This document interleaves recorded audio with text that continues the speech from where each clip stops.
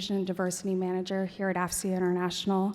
It's my pleasure to oversee our IDEA program, standing for Inclusion, Diversity, Equity, and Accessibility, as well as our Women in AFCEA initiatives. I'm thrilled to welcome you to today's engaging discussion, Leveraging Inclusion and Diversity in Cybersecurity, presented by AFCEA IDEA. This session is designed to be an interactive dialogue, so at any point during the panel, if you have a question or a comment, please feel free to just speak your mind. I would really like this to be interactive. I want us to all continue this discussion. I don't want us to just be talking at you. I want to be talking with you. As our AFCEA community continues to expand, our dedication to inclusivity grows stronger. The AFCEA IDEA program is a reflection of our core values, committed to ensuring that every voice is heard and every perspective is respected. Our panel today represents a wealth of diverse experiences and insights, and your participation is vital to our shared mission. Thank you for joining us and supporting us in this crucial conversation. I would like to thank our sponsors, Sienna and Red River, for making today's panel and following reception possible. Please make sure at the end of today's session that you see people who will be standing in the back of the room for a drink ticket and a food ticket. You'll need both. Now I would like to invite Mr. Matt Conklin, Sales Director for Army and Defense Agencies at Red River, to come up and say a few words, as well as introduce today's moderator. Thank you. Good afternoon, everybody.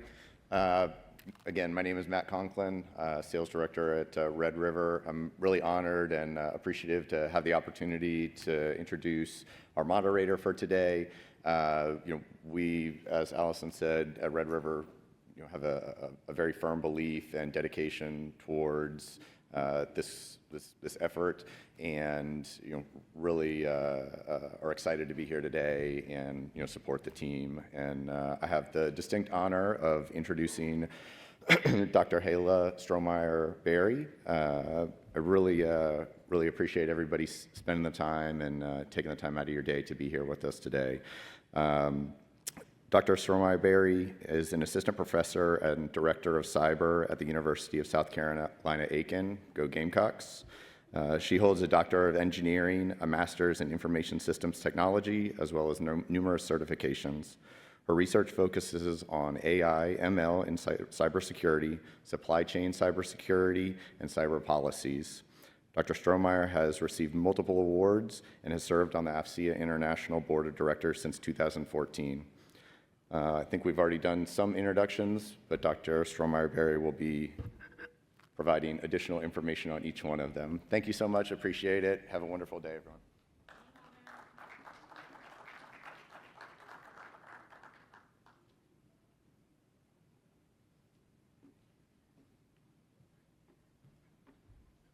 Thank you all for the introduction and for sponsoring our event. It's very, very important to all of us, and I appreciate it very much.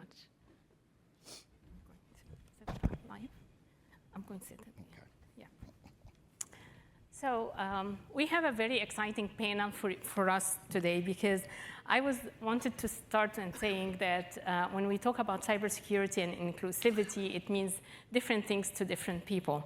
So we have a wonderful panel here today that I'm going to have them introduce themselves first, and then we can go ahead and start our wonderful discussion today. So I will start with Sergeant Major Lisa Gandhi. If you please can say a few words about yourself.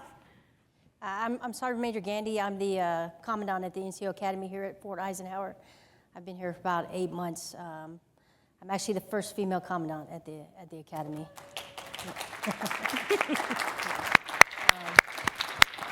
Prior to that, I was a Brigade Sergeant Major out at Joint Base Lewis McChord, Washington. And we have with us also Mr. Kenneth McNeil. I will have you introduce yourself. Okay. First of all, I'd like to thank Lieutenant General Lawrence for the invite. I'm Ken McNeil. I am the Chief Information Officer and Director of J6 for the National Guard Bureau. So I am responsible for over 430,000 soldiers and airmen in the National Guard throughout 54 states and territories, to include the District of Columbia. So that's a lot of diversity, and we have a lot of diversity in cybersecurity. So again, thank you for the invite. Well, thank you. And we have Sable Miller. She can introduce herself. Yeah. Okay, so I am Sable Miller. I currently work at ForceCom headquarters. ForceCom's been around a long time, and I'm excited to be a part of the new generation that is leading the charge on cybersecurity and emerging technologies. Very well. Well, thank you all for coming today and participate on our panel. And well, I was talking to them earlier today, and then I started talking about what is cybersecurity. And then it is a big definitions. And when you look at cybersecurity, you don't look at it as a local, but you look at it as global. It is cybersecurity is a global thing for everybody. Your adversary that they attack us today, they are not attacking us from our next door neighbor. They are all over the world. So, which means like every walk of life, every background, it can be involved in cybersecurity. And with that, I wanted to start the panel with the first questions about recruiting. And I know this is a very good topic for you, and you have it at heart. So I would like to start with Kenneth to tell us a little bit about how can you leverage inclusivity in recruiting for cybersecurity. Well, thank you for that question. So, first of all, there's the talent pool. You have to be able to go to the talent pool, yes, right? So organizations don't become diverse by just recruiting in a certain area. In our case, in the National Guard Bureau, because we are in 54 states and territories, to include the District of Columbia, we're throughout this nation. And so we do a really good job at leveraging talent in all 54 states and territories, and going to institutions that have a different, diverse population. You can't get to diversity in the cybersecurity mission space if you don't start early. And going to those universities and colleges that are diverse, using HBCUs, historically black institutions, we have to go across the boundary in this mission space. I was just on a CIO trip last week with industry in New York and Boston, and we met with many companies and had similar discussions.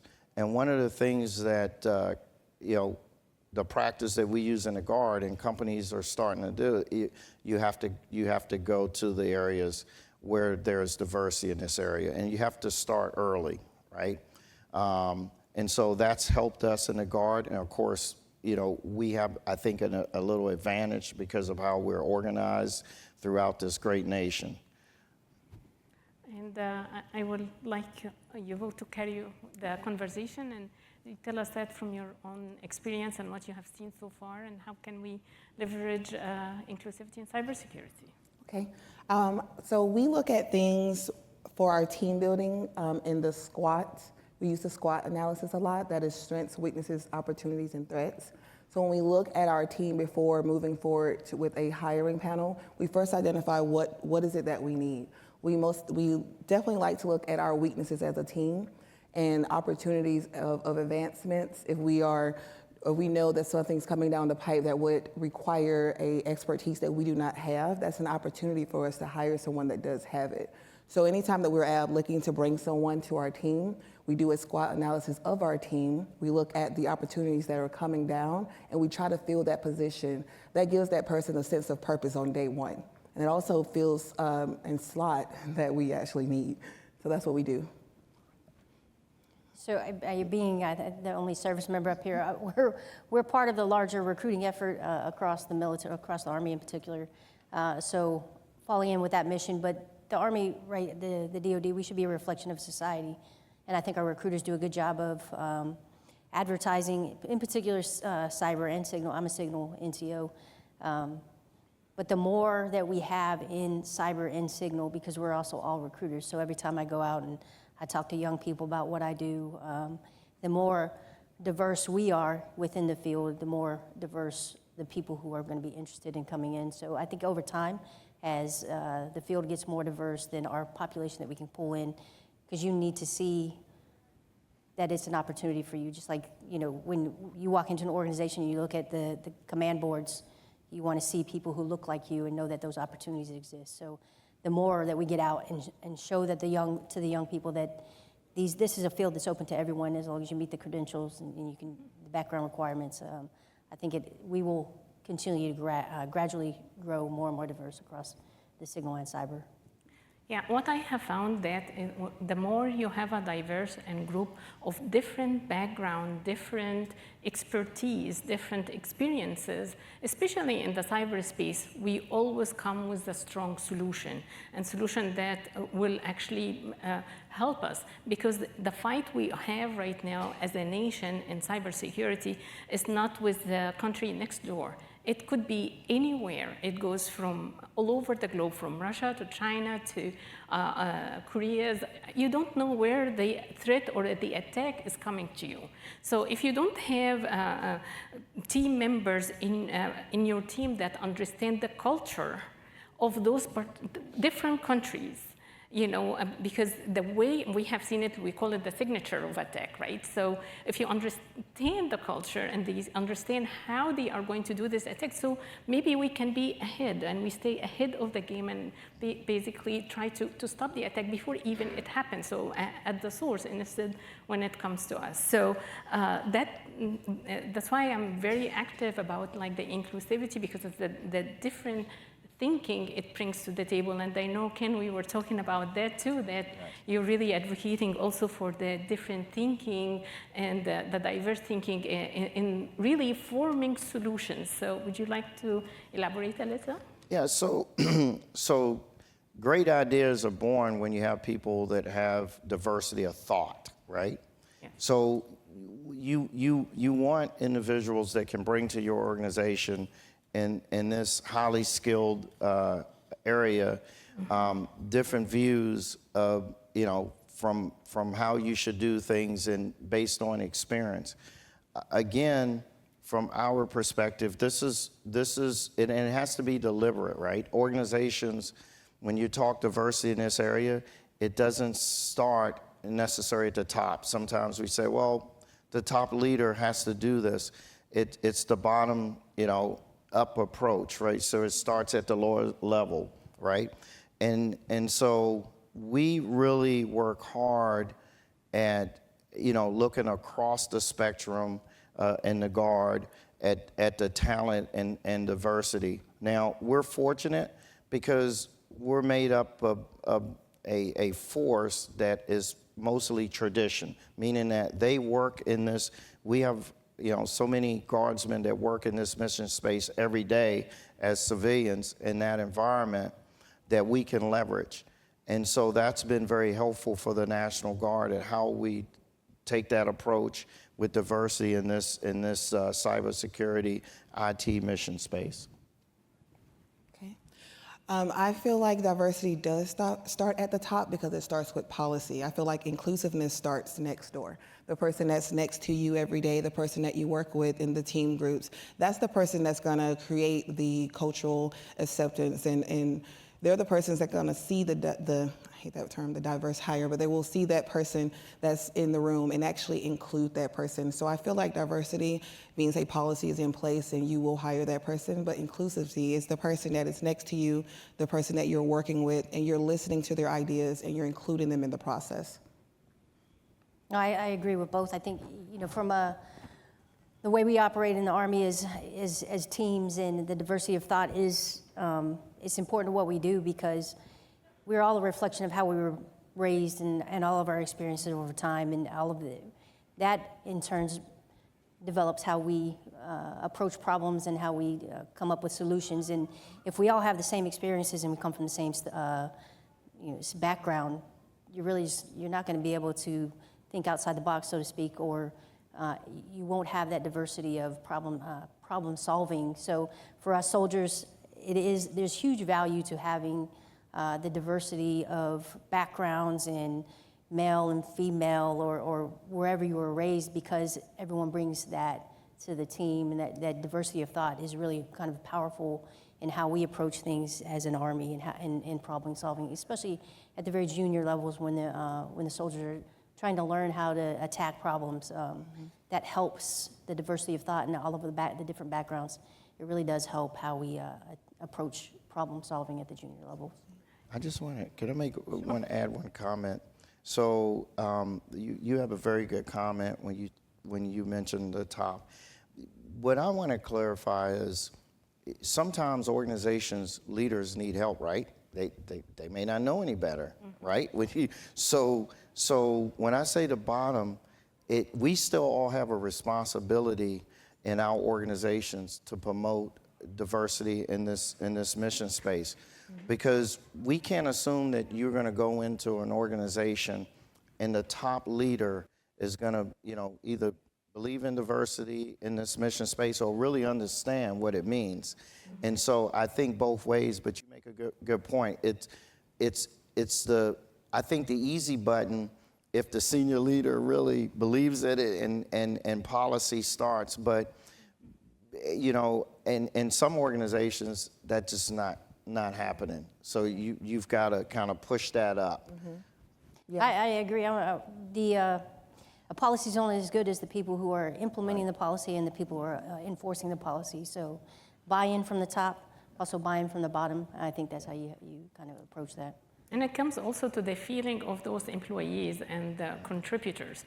If they feel like that their ideas is heard, right, and it's appreciated, it will only do good, because it will always encourage them to even invent more, think outside the box, look at ways of solving problems that we never even thought about before, because now you encourage them, you empower them to basically speak their minds and basically come up with solutions that you really wouldn't have got if you just don't promote for the free thinking and the diversity of thinking.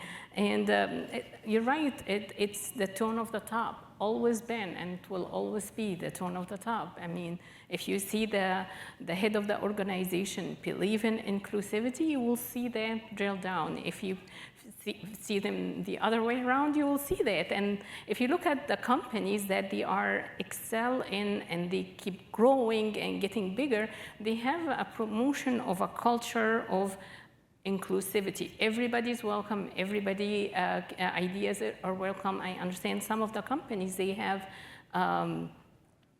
competition by asking people, oh, we have this problem here that came from industry. You may want to give us some ideas, and you will be surprised how many people that they will put the good diverse team together, and they will come with solution that most likely will win. Because if you are all alike with the same background in one group, you will have this solution that may work at that level. But when you have the different background and the different expertise and the different culture in one group, they will come up with something that not just will work for now, but it also will solve a bigger problem and maybe used elsewhere as well. So I have seen that success, and that makes me so excited about it. So that brings me down back to the tone of the top, which brings me also to the strategy. So what kind of strategies those companies will have or will implement, not just companies, but organizations and at the National Guard, for example, that you think that we will need to have to promote more the diverse of thinking? Yeah, it starts in an organization where as you define your shortages, like was said earlier, as far as what you need and what you're looking for, again, you have to go out and pull from those communities, in our case, because of how the Guard is structured, and institutions that have the skill sets. When we talk about today this mission space being a shortage, right, across this great nation, you have to build that pipeline, right? And it's all about, really starting that early on. If you don't build a pipeline, well, you're not going to have diversity. You're not going to have, college graduates and individuals with tech skills coming in because you didn't build a pipeline. So you have a small segment that may not be diverse. And so we're kind of focused on building the pipeline, working in the communities, working with universities. Again, we're in the communities across this country, so it's a little easier to kind of take that approach.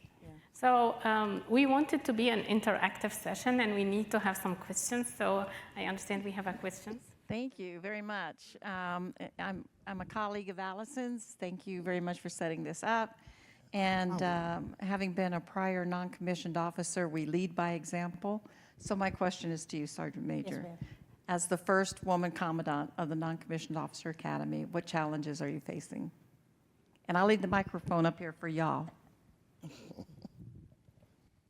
Thank you. Honestly, ma'am, I really, the challenges I'm facing really don't have to do with me being the first female commandant. It's managing the talent coming into the academy. We have, obviously, the signal soldiers, our signal NCOs, cyber NCOs, also have PAO NCOs. So diversity across what the formation looks like, but also diversity of assignments and their backgrounds, again, tying to, having that example in front of them and the different diversity of assignments. So really not a challenge that I would say I had earlier in my career. I feel very supported by my leadership and, coming in. It was a point that was noted, but it's not, to me, I want to get to the point where we're not marking the first anymore, right? It's just, it is what it is. And earlier in our career, I did have significant challenges. I was the only female first sergeant in a basic training brigade at Fort Sill. Nothing horrible, but it was a different time and things that were going on with bringing female recruits to Fort Sill, and it was just a sense of nervousness that doesn't necessarily exist as much now. A lot of my male peers kind of walking on eggshells, not sure if what they should say is right. But I think we are much more comfortable now as an Army and as a force. We're not there yet by any means, but we're much closer to where I think we need to be. Thank you. Hey, good afternoon. I think this is a great topic, and this is more of a comment, but I would like for maybe you guys to amplify on the comment. I think you had asked, Haley, about how can you, do this, or how can you ensure diversity or inclusion. And I will tell you, having been a three-time commander in the Air Force and commanding a joint unit, I think you have to be deliberate in your execution or in your hiring. And by that I mean if you're in a position to make a difference and make selections, I'm going to go a little bit local on you. You can't be scared to do something. And by that I mean, if you're getting packages for a nominative type assignment, Yes. I'm not saying that you have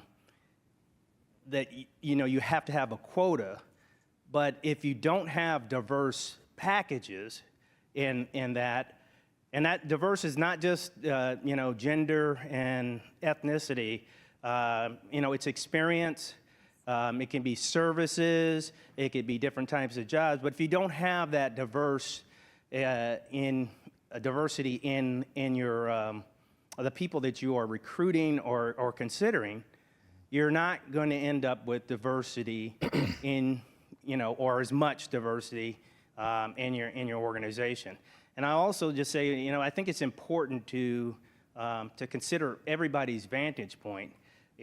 And respect the vantage point and respect what that vantage point brings to you and your organization. I'm very passionate about that. I happen to have a boss that's sitting right to my right that is very passionate about that and very deliberate about that. And that's why we have a great organization, because we have that diversity of thought. But more of just a comment. I'm very passionate about this. Allison knows that I work with her a lot on this, and I just appreciate you guys being a part of this. But if you want to amplify, on any of that, and just a shout out to CSM. We used to be in the same unit, and very proud of her. Thank you, sir. I do have a comment on what you're saying. So I would say if you would like to do a pulse check while attending the UNC Executive Development course, the instructor had something very funny to say. He said, "How do you test if the water's still hot?" You stick your toe in. So he implemented, and he, while he was at Google, a task called floaters, and he would take a person from a different section and he would float them to another section, and they would put their toe in the water. They would attend the meetings and see if they could, just relate with them and bring some type of value and be accepted. And then they do it again another 90 days, and they report that back to a senior leader to see if it's still hot in that section. So I would say, put your toe in the water. The second thing I would say is be intentional about your hiring. Be very intentional about where you are and who you need and what you need in your organization or your business. Everyone wants to fill a spot. Everyone wants to take a job, but just have a real conversation like this is what we're looking for, and I know they're appreciated in the end. So I just want to, add a basic comment that I guess is obvious. First, you have to be willing to talk about it, right? So many organizations look at it as, when we say diversity in the area, we're just gonna, hire quotas or whatever. You have to have that discussion and educate individuals. It's all about qualified individuals that have an opportunity that maybe they wouldn't have got their opportunity if you have a small window or a small, community that you're trying to recruit from. And I say for me personally, as a leader, I was fortunate, to work for, individuals like Lieutenant General Lawrence and learn, that diversity and opportunity, it's about having qualified individuals that they deserve to be there, right? But it is deliberate. But I find sometimes in organizations, you first got to start having a conversation. No one wants to have the conversation because they're uncomfortable because they think you're just trying to have a quota. And so I say that because a lot of individuals really think that. They may not openly, but you have to get past that and then have the discussion within an organization. And we also start with education. Since I'm a professor at University of South Carolina, I can tell you that in computer science, which I teach, I was surprised to see the underrepresented number of women and that is studying computer science and cybersecurity. For example, I had last year 42 students in my capstone class that they graduating. Only 5 were female. So I think the issue we have is bigger than just the workplace. I think we need to start promoting different kind of profession to female and all other gender, background, whatever, to everybody. So we need to start maybe. I always say go back to middle school and start at middle school and start promoting.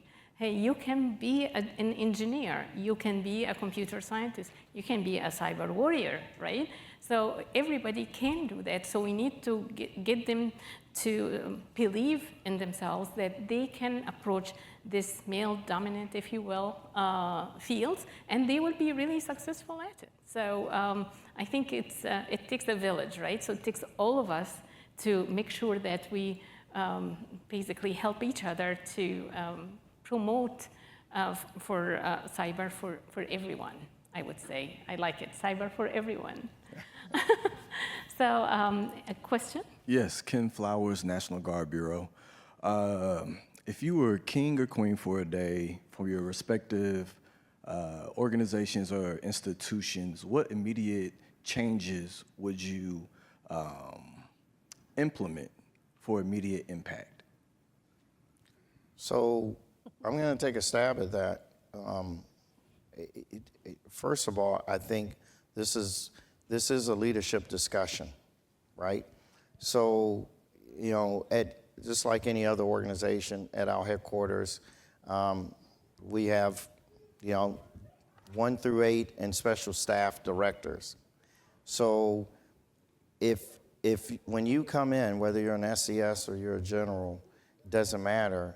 I think this is something that you should be able to have discussions with your leadership about. Mm-hmm. Most times, you know, individuals come in an organization, they're focused on what they're going to have to do to improve or, you know, be successful. But diversity in a particular area is normally the last thing they think about. And unless you're exceptional leaders, like I've worked for in the past, that really, you know, pays attention to having a diversity of thought workforce. So I look at it from that angle. And you will see that the organization, that the leadership believe in the diversity and inclusion, they excel in their work and achieve way better things than others. So we encourage that. I understand we have some questions coming on the live stream. Yes, ma'am. We do have a couple here in the back. The first question, are there any specific types of training or experiences that you use to grow diversity of thought in your organizations?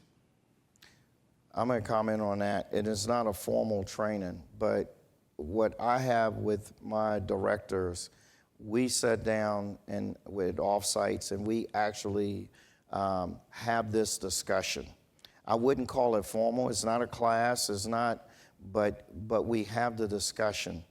As a result of that, I like to say, man, I work, you know, with a great organization, but we're very proud to say that we're the most diverse organization in our headquarters.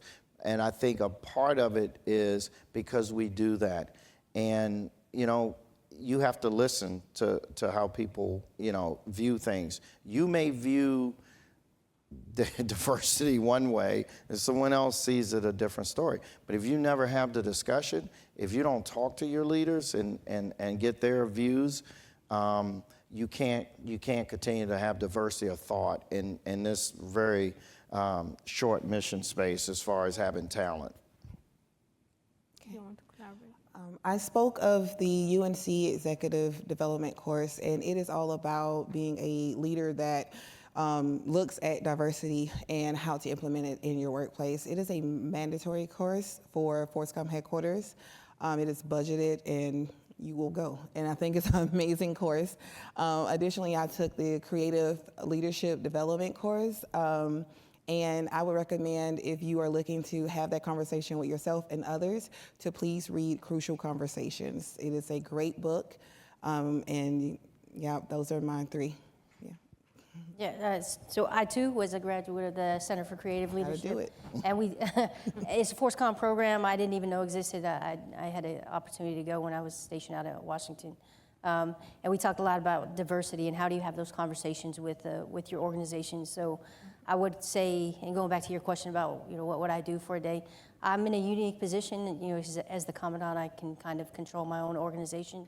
But one of the things I think is imperative for leaders is you have to create a space where your workforce, your formation is comfortable giving you feedback, and you have to be present, right? Especially in the military, you have to get out there. But you can ask the questions, and if your formation is not comfortable giving you the honest feedback, then they're just going to nod their head and say everything's okay. So you have to create a culture and a climate and a space where they know that you're going to action the feedback. You're not just going to take the feedback and say, oh yeah, well, yeah, that sucks, right?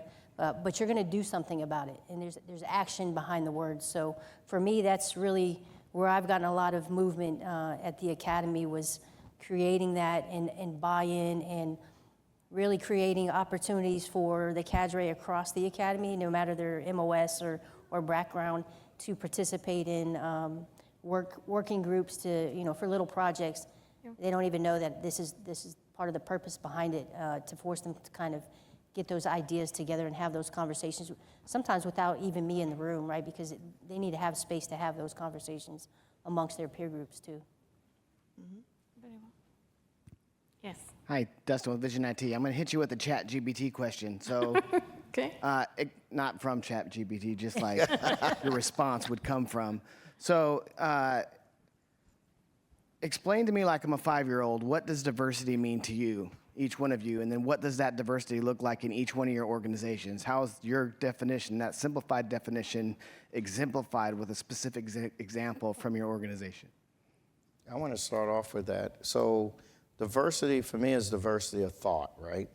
So it's just not about gender and race and all of that, right? It's having a workforce that come from diverse backgrounds, that have diverse experiences. Yes, gender and race can be a part of that, but it's really about thought.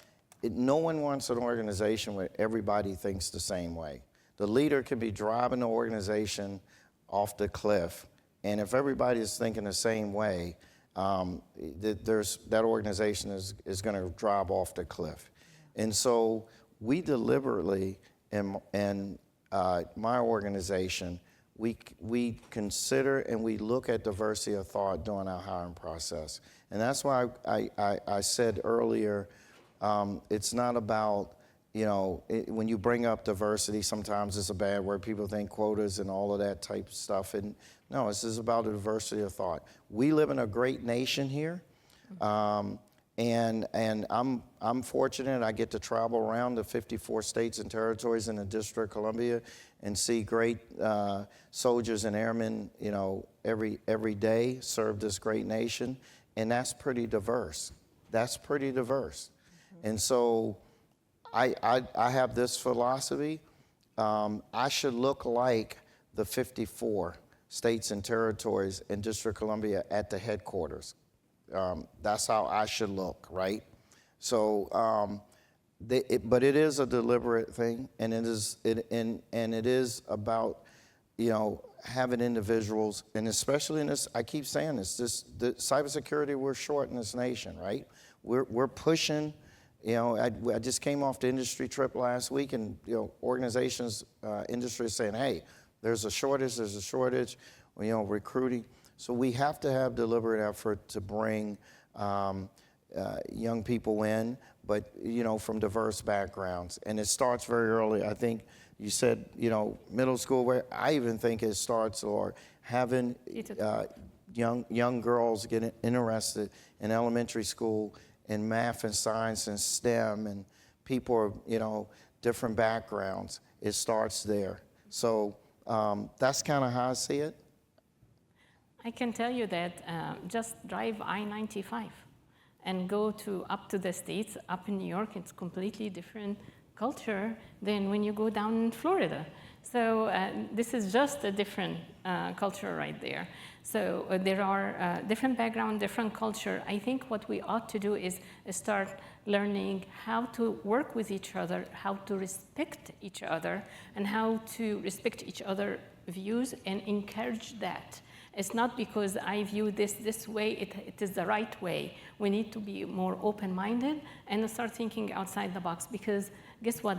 We are all United States of America, and we are in a fight that coming to us from the entire globe. So we need to make sure that we have the expertise in-house, we have the different background in-house that will basically help us with merit, with the experiences that will help us defeat that. So we need to stay ahead in the game, and the way we can stay ahead of the game is we need to learn how to work with each other in a diverse culture. Good afternoon, Marina Alvarez. Recently retired Fed, started my company, Cybersecurity. How do we do that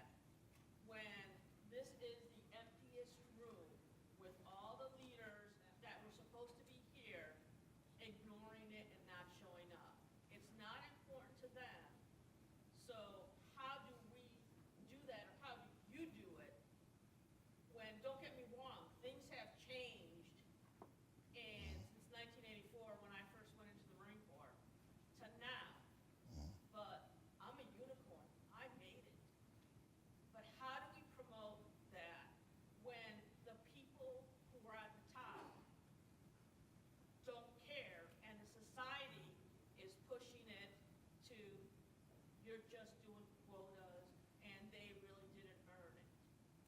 How do we help change? So it's not about quota. And I know that. yeah, But and the emptiness and the echo in this room shows different. well, the good thing it is recorded, so maybe they will watch it later. So I want to comment on that, right? So this is where I commend AFCEA and the leadership. You have to continue to have these forums, right? So you're absolutely right? This should have more individuals, leaders in the room. But I guarantee you that these forums are going to continue to happen, right? I like these forums because you have an opportunity to put the story out. I represent the National Guard, right? 54 states and territories. If AFCEA was doing this 5 days a week and they said, you know, Ken, we'd love you to be here, you're going to do it. That's how because it's education. Because tomorrow, someone could be in here that walks away and they learn something. And one individual learns something, it could be a snowball effect, right? I looked at it that way.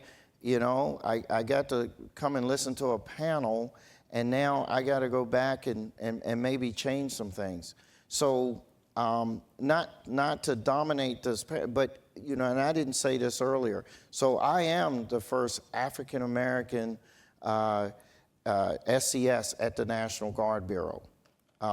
So I feel fortunate that I was brought up right. And I don't want to, you know, put her on blast, but when you work for great leaders, it reflects, right? I got an opportunity to work for Lieutenant General Lawrence, right? You are a product of what you saw as leaders as you come up, and also being fortunate enough to serve this great nation and the United States Army and the Signal Regiment. So, but if you give up and you get frustrated, then you're never going to get there. So you have to continue to just push. So I'm Albie Johnson. I'm the chairman of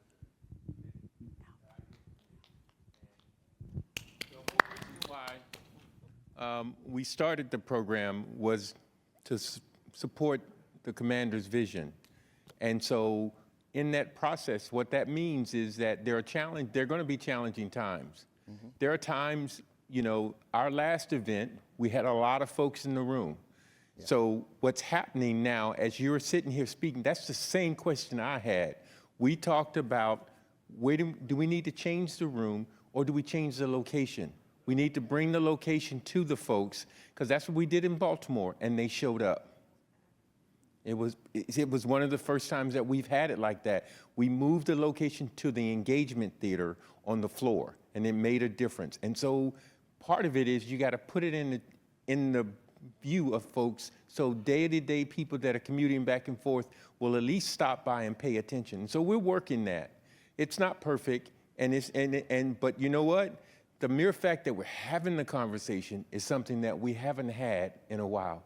And so this is important. This is important. So why do we keep having it amongst ourselves and not other people? We try to bring everyone in, but we don't. I don't think we are. Right. I do not think we're having a conversation among ourselves. If we were, you wouldn't be here. Right. I would like to thank everyone that showed up today, and everyone that showed up today now has a responsibility. It's just noise until it becomes knowledge. Each one of you have received knowledge today, so now it's our responsibility to go on and spread that knowledge. The other piece of it is, you know, not only do we do these at the main AFCEA events, but we also do it at chapter events. Our next chapter event we're going to be doing it at is Alamo Ace. Alamo Ace is not something that would normally happen, but we actually put that program on for them so that we can take another piece. And I've got a note, they're asking for 3 things that we'd like to look at. And so we're looking at those programs that we're going to bring to each of these chapters. So we try to we make it a chapter event where we can identify and talk about diversity, you know, on their ground. And it makes a difference when they invite you, because the chapter has invited us. And that's not something that happened 2 to 3 years ago. So. But it also makes a difference globally. Let me tell you something. I told some people in IEEE that I am doing this panel about inclusivity in cybersecurity. Guess what? They asked me to do a workshop about inclusivity in cybersecurity in their conference in December. So we are reaching out there. You may have a small number of people here, but the multiplier is there. We're doing this. This is just, I received the email yesterday. We would like you to do a workshop in the IEEE conference. So we are reaching out to different organizations now, to different outfits, and we are spreading our word out there. So like I said, it takes a village, and it takes all of us to believe in what we're doing, and you will see it works. Yeah. Like you're seeing here the first commandant ever, so that's a great thing. Yes. Yeah, I would say, kind of reiterate what they're saying, is it takes time to change a culture, right? Climate is a little faster, but culture, if you want it to stick, it's going to take a lot of time, a lot of iterations, a lot of larger panels like this, a lot of smaller panels, smaller conversations. We have to continue to carry the water, and you can't let your frustrations exhaust you from continuing to fight and continue to fight to change the culture. I understand your frustration, I do. But the progress is slow, but it is happening. I think we have opportunity to speed the progress up, though. Yeah. We need to continue press on, and we need to continue the mission, because if you believe in it, you will actually basically project it. So, yes.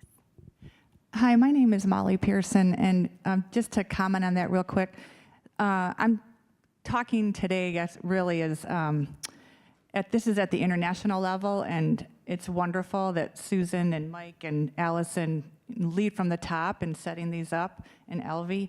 I am the IDEA Vice President of the Belvoir chapter, and I'll just say that the room, it isn't always packed, but there's always more and more people that are coming, and they do talk about it after.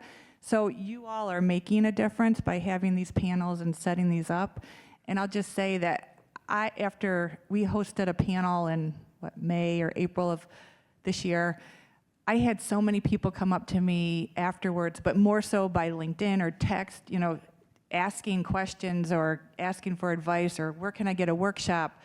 So it really does make a difference, and I wouldn't look at the quantity necessarily, but we just have to keep pushing and, having these. So I think that's just one thing to not get, don't get frustrated with.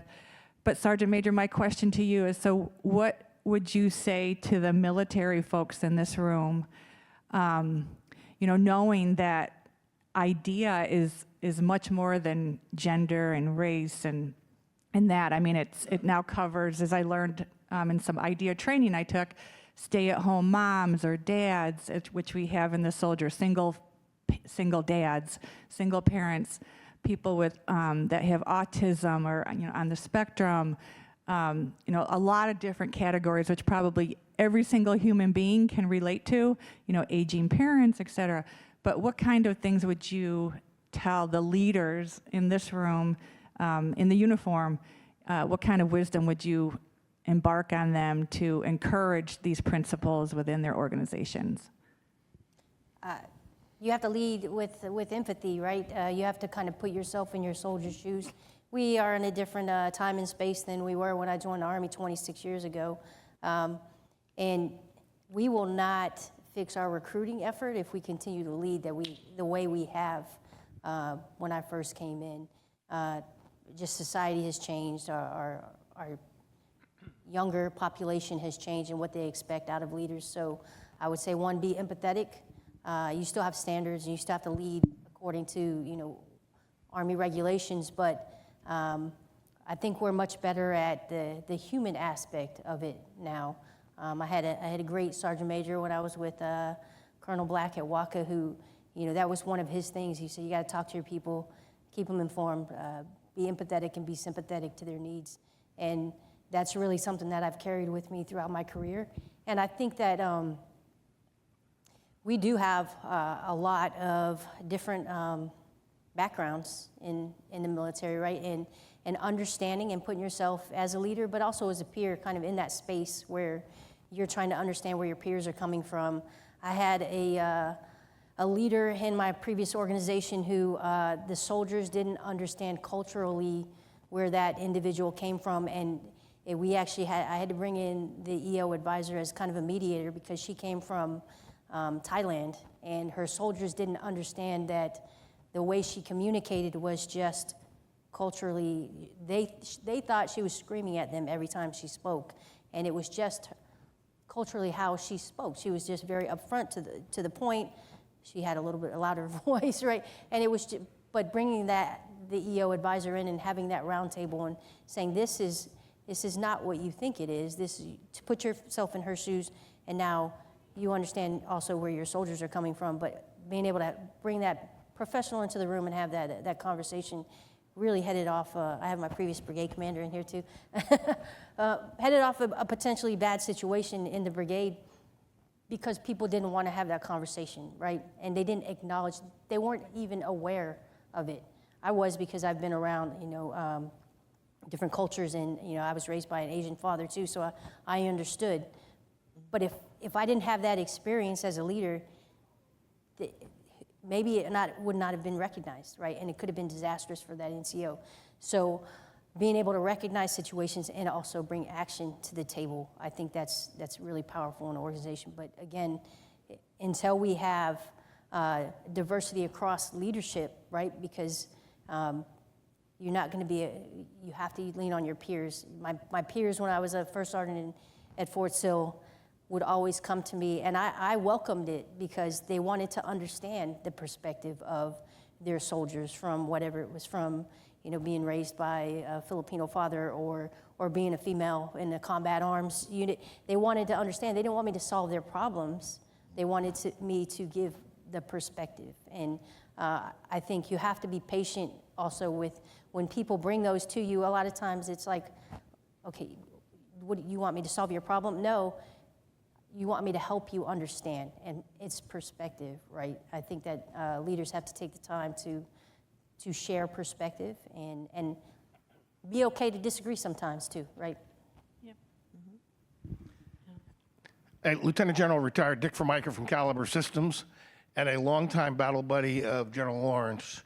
I wanted to make a couple of comments. I don't really have a question for the panel, but I do value the contributions that you've made to this discussion, and I thank you for your preparation and for the remarks that you've made. I too am a little bit sad that this room isn't more fuller, but I'm proud of AFCEA, one, for offering this panel, and it struck me and means a lot to me that it's here in the main room. It made the cut to be in the main room. And whether there's 10 people here or 150, I'm proud that this discussion is here in the main room. I agree. Well, thank you. It's very impressive. I'm really, really happy and proud to be part of AFCEA for a long, long time. I'm a life member, and I believe in the mission. And when I asked to moderate this panel, I just jumped on it, and I was like, yes, yay, let's go.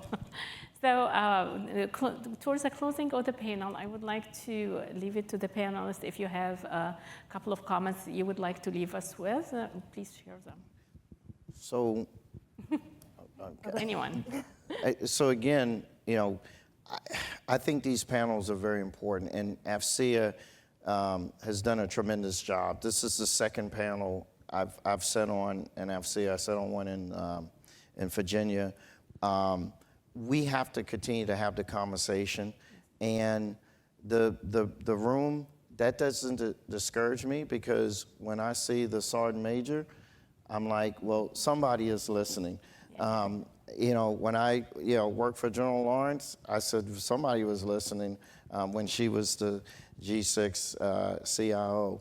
And so we have to continue to have them, but we all owe our organizations to go back and have these discussions, right? I mean, I have them a lot with my leadership at the National Guard Bureau. I think that it's because of our society and how we're made up in this great nation. we shouldn't be discouraged. We should just continue to push. And I encourage AFCEA to continue to have the panels and have different panelists on, you know, in that diversity in thought. So I think this is a positive. I want to comment on the Fort Belvoir chapter, Ms. Pearson. I spoke there at the scholarship luncheon, and it was pretty diverse. And the scholarship winners, I was encouraged because it was very diverse. And I commend what you guys are doing over there. And so, again, I just want to thank AFCEA for having an opportunity to invite and put the Guard story out there and talk about what we have to continue to do to support this great nation. Thank you. Yes, I would like for every leader, as you're building your teams and you walk into a team room, if everyone to your left and to your right looks like you, ask yourself why. And then see what you can do to fix that. I also like to challenge each one of you to say hello today to someone that does not look like you. Ask them what they do for a living. And I say that because I got this job because someone asked me, what do you do for a living? Someone that did not look like me, someone that I would not talk to, but someone that decided to talk to me. So I would challenge everyone to do that today. Working in ForceCom, I'm very grateful because no rooms look alike, actually. We have a very diverse workforce. I have challenged myself in my life to be a life learner, and I have challenged myself to not see race, to not see an issue, but to see a person and a problem and a person that can help me fix the problem. I do not want to be a part of a problem, but I do seek to be a part of the solution. So I don't only just look at issues. When I took the class, someone stood up and said, I'm on the best places to work committee. I said, we got a committee? The committee is the people that get the anonymous comment box for ForceCom headquarters. So of course I had to join the committee. And when people think their comments are anonymous, they are very open. So if there is an opportunity for us as leaders to receive that type of feedback, I would say take that as well, because then you can identify where the real problems lie. If you have a group of people that are willing to do the best places to work committee, I will tell you a lot of our resolve comes out of that committee. Our general buzzer sits on our chair and he reads the comments, and sometimes the comments make sense and sometimes it doesn't. But I will tell you, in that room, in that diverse room, with that one chair, we get a lot accomplished and we get a lot of unidentified issues that's making the water a little hot. We get a lot of that answered. So that's my comment. Say again? Put your toe in. Hey, remember it. Stick your toe in it. Is it still hot? You gotta add something to it. Thank you. Very good. I would just say you got to have those uncomfortable conversations, right? Don't shy away from them. And if you're not comfortable having those conversations by yourself, find somebody to be there with you. You don't have to have them one-on-one alone. There are programs, you know, on the active duty side, we have equal opportunity advisors. You also have the R2 Center, and you can find someone to mediate those conversations so it's not a one-on-one conversation. But then people have to leave your personal feelings, right? You have to understand, in order to get the conversation going and to have a productive conversation, you have to put your personal feelings kind of to the side and be willing and able to see life from somebody else's perspective.